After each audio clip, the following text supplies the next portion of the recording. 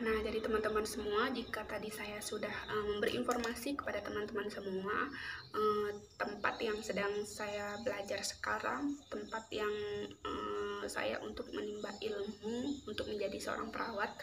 Nah, kali ini sekarang kita akan membahas tentang coronavirus atau COVID-19 yang sedang mewabah di negara kita, Indonesia. Bukan hanya negara kita, tetapi hampir seluruh negara terkena wabah ini.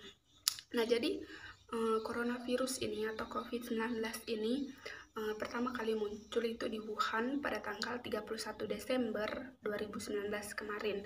Nah, jadi virus ini disebabkan oleh COVID-19 atau coronavirus, yaitu kelompok virus yang menginfeksi sistem pernafasan.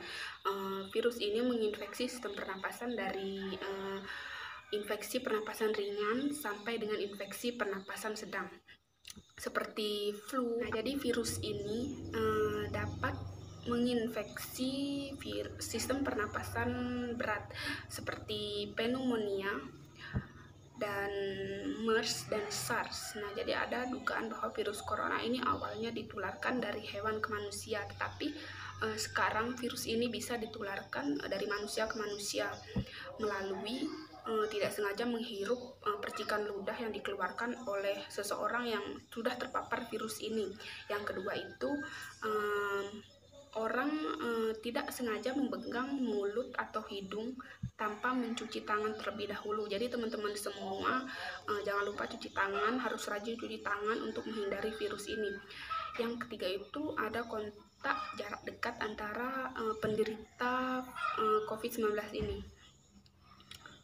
Nah, jadi di sini ada manifestasi klinis. Manifestasi klinisnya itu memiliki spektrum yang luas, mulai dari tanpa gejala, gejala ringan, pneumonia berat. Nah, jadi pasien COVID-19 dengan pneumonia berat ditandai dengan demam, ditambahkan dengan satu gejala, yaitu frekuensi pernapasan lebih dari 30 kali per menit. Dan yang kedua, distres pernapasan berat.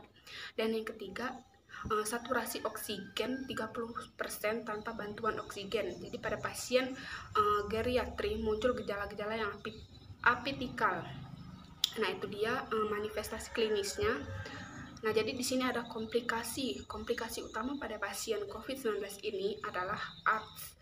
Tetapi data menunjukkan dari 52 pasien kritis bahwa komplikasi tidak terbatas ARDS, melainkan juga komplikasi lain seperti gangguan ginjal akut, jejak kardiak, disfungsi hati, pneumotorak, dan komplikasi lain telah dilaporkan itu adalah shock sepsis hingga intravaskuler disseminata atau KID. Nah, jadi itu adalah komplikasinya.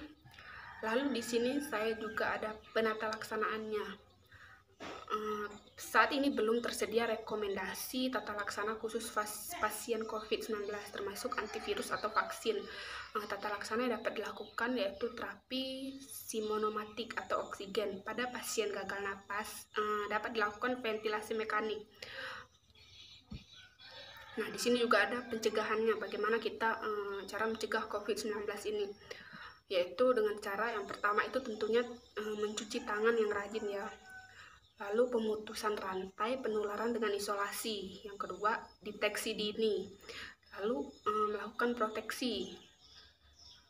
Lalu jika kita mau keluar atau kemana-mana, mau membeli sesuatu atau ada keperluan mendadak di luar, jangan lupa menggunakan masker jika kita ada keperluan mendadak di luar.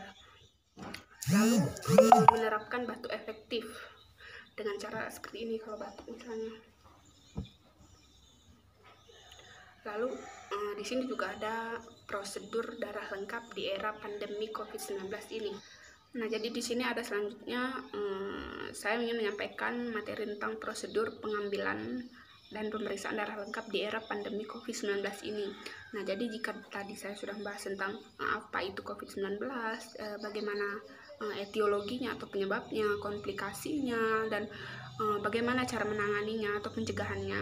Nah, sekarang saya akan bahas tentang prosedur pemeriksaan darah lengkap dan pengambilan darah lengkap ini di era pandemi COVID-19 ini.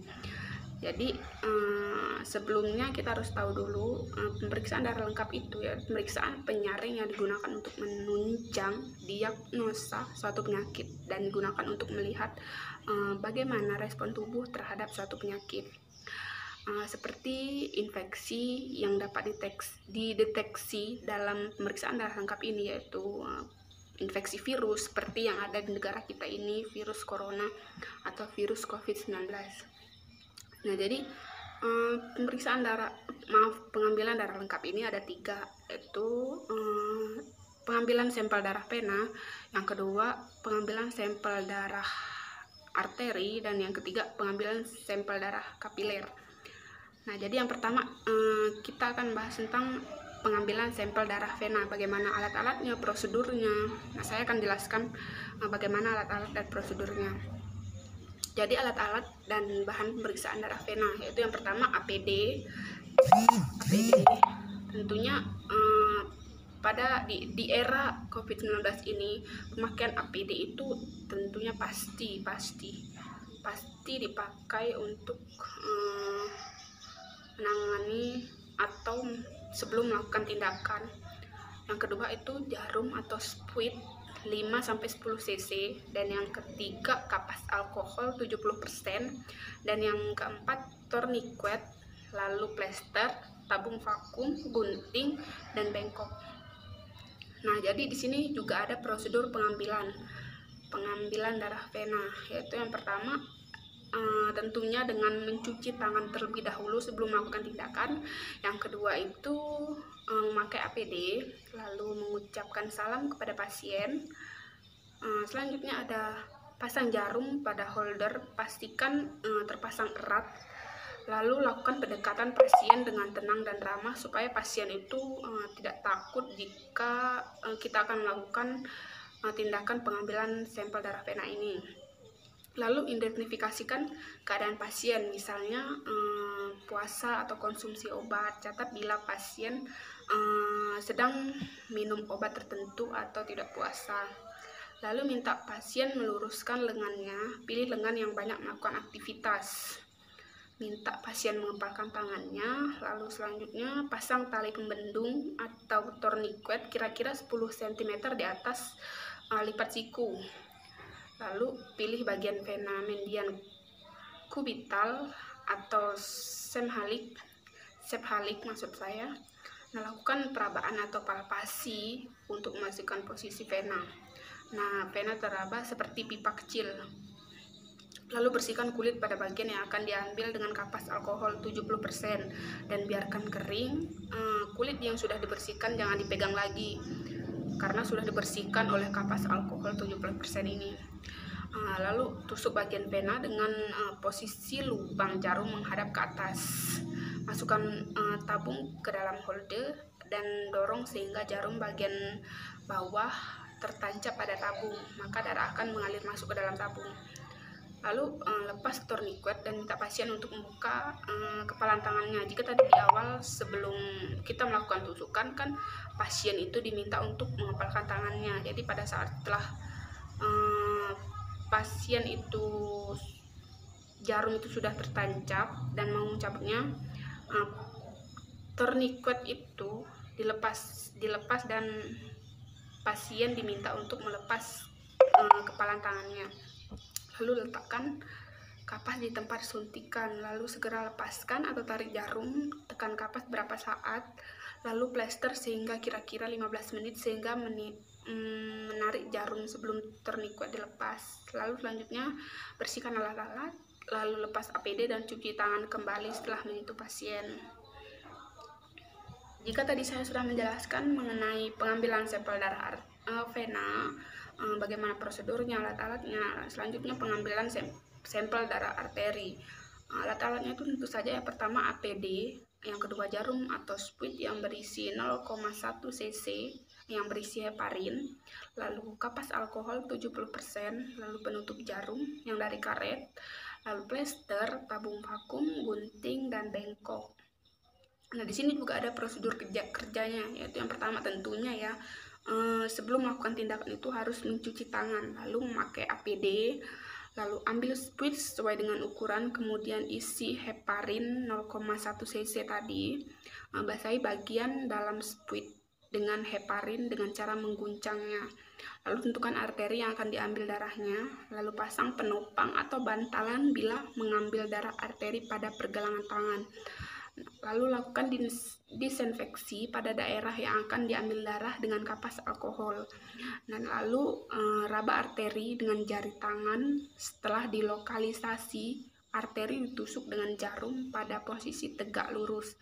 Ambil darah sebanyak 2,5 sampai 5 cc atau sesuai program atau sesuai yang ditentukan.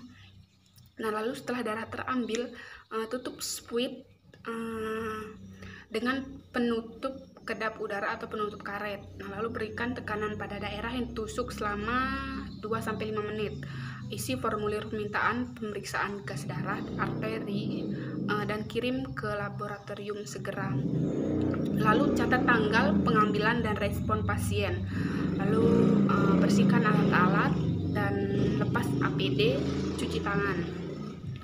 Nah, jika tadi saya sudah menjelaskan bagaimana prosedur dan alat-alat pengambilan sampel darah arteri, nah selanjutnya pengambilan sampel darah kapiler. Nah, yang pertama itu alat-alatnya. Alat-alatnya tentu saja APD, itu pasti. Lalu lancet steril, kapas alkohol 70%. Nah, lalu di sini juga ada prosedurnya, yaitu yang pertama tentu saja cuci tangan, yang kedua memakai APD, yang ketiga mengucap salam dengan pasien, jelaskan tujuan kita melakukan tindakan ini itu apa, lalu pilih lokalisasi pengambilan, lalu diinfeksi dengan kapas alkohol 70%, biarkan kering dulu, pegang bagian tersebut supaya tidak bergerak dan tekan sedikit supaya rasa nyerinya berkurang, lalu tusuk dengan lancet steril. Tusukan harus dalam sehingga darah tidak harus diperas-peras keluar. Jangan nusuk lancet jika ujung jari masih basah dengan alkohol. Hal ini bukan saja karena darah akan dilenserkan oleh alkohol, tetapi darah juga melebar di atas kulit sehingga susah ditampung dalam wadah. Nah, selanjutnya ada setelah darah keluar, buang tetes darah pertama dengan memakai kapas kering. Tetes berikutnya boleh dipakai untuk pemeriksaan. Di sini juga ada pengambilan darah, diusahakan tidak terlalu lama dan jangan diperas-peras untuk mencegah terbentuknya jendalan. Lalu jika sudah selesai, bersihkan alat-alat, lalu lepas APD, cuci tangan. Jadi sebelum dan sudah melakukan tindakan itu harus mencuci tangan terlebih dahulu. Nah, jadi dari tadi kan saya sudah membahas pemeriksaan darah lengkap. Jadi pemeriksaan darah lengkap itu terdiri dari berapa jenis. Yang pertama hemoglobin, yang kedua hematokrit, lalu di sini ada leukosit, trombosit, eritrosit, laju endap darah, indeks eritrosit, lalu ada hitung jenis leukosit dan platelet distribution width atau PDW, lalu ada RDW. Nah, itu dia jenis-jenis dari pemeriksaan darah lengkap. Nah, itu saja teman-teman yang dapat saya jelaskan. Semoga bisa bermanfaat untuk teman-teman semua. Jadi di era COVID-19 ini jangan lupa cuci tangan, jaga kesehatan, jangan keluar jika tidak ada keperluan mendadak. Kalaupun ada keperluan mendadak, jangan lupa pakai masker. Terima kasih sudah menyaksikan. Semoga bisa bermanfaat untuk teman-teman semua.